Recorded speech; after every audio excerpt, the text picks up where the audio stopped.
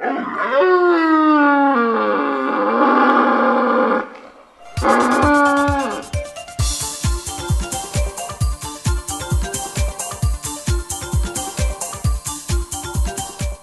we don't see very often is a couple of stags fighting. These guys have hit with such force that it's literally snapped one of them off. You can actually see the splits up the side there. Now that stuff's really solid, so I'm telling you, you've got a lot of force to break that off. But that is so sharp, someone could cut themselves on that. So we won't leave it out in the open, we'll stick it back in there.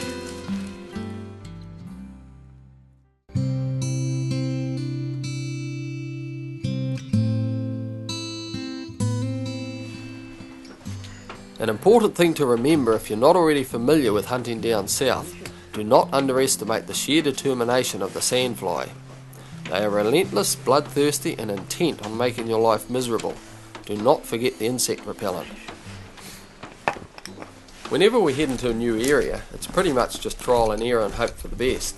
Of course, if something's already roaring, you can pretty much head straight for it, as long as the wind's okay. First bit of deer poo.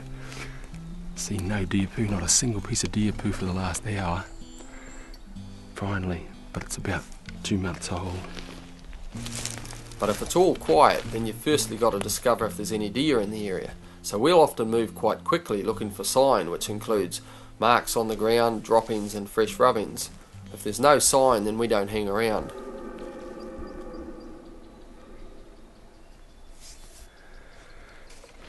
It's taken several hours of walking through lovely bush, nice open bush, but deadly silence.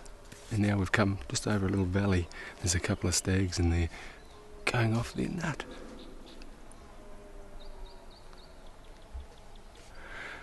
There's going to be a fight soon. There will be blood. I might just give a roar and just let them know that there's some other strangers in town.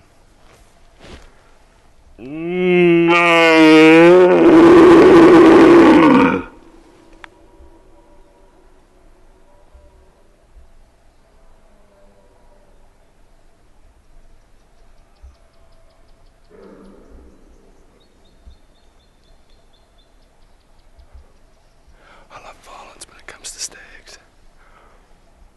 So we'll duck down and amongst it and find ourselves a tree to hide behind.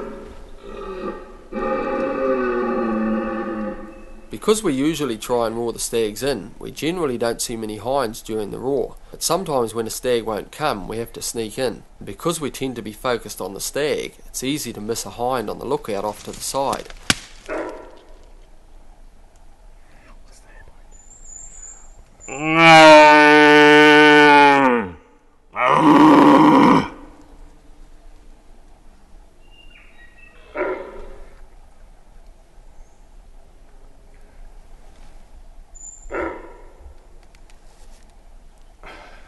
Is there a person up there?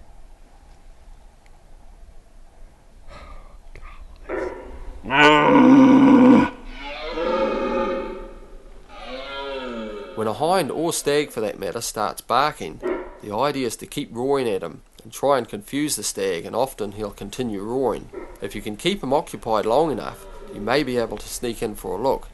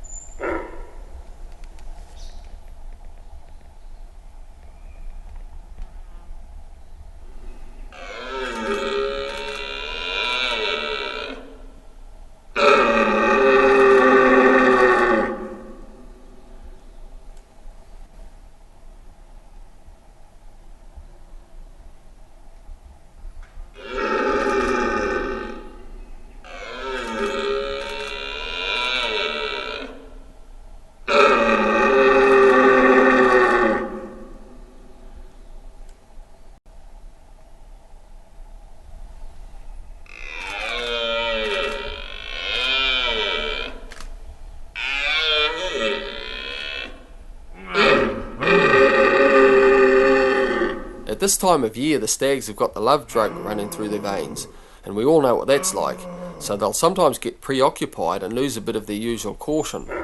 You can use this to your advantage, but don't take too long, because once suspicion is in the air, he'll soon move on. We knew there was another stag higher up, so we continued climbing. It was fairly steep in places, giving the lungs a good workout and really flushing the blood through the veins. And by the looks of things, the bladder's getting a good flushing too. Looks like he's having a bit of trouble up there.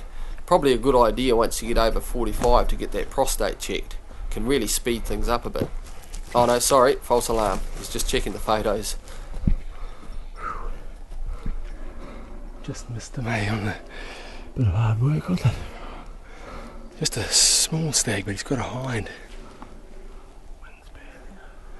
There's another one higher up here somewhere. Oh, just got closer to him and not that good, you know, like trying to shoot from long range. Sounds like a war zone, a bit of echoing around. I think we'll carry on up.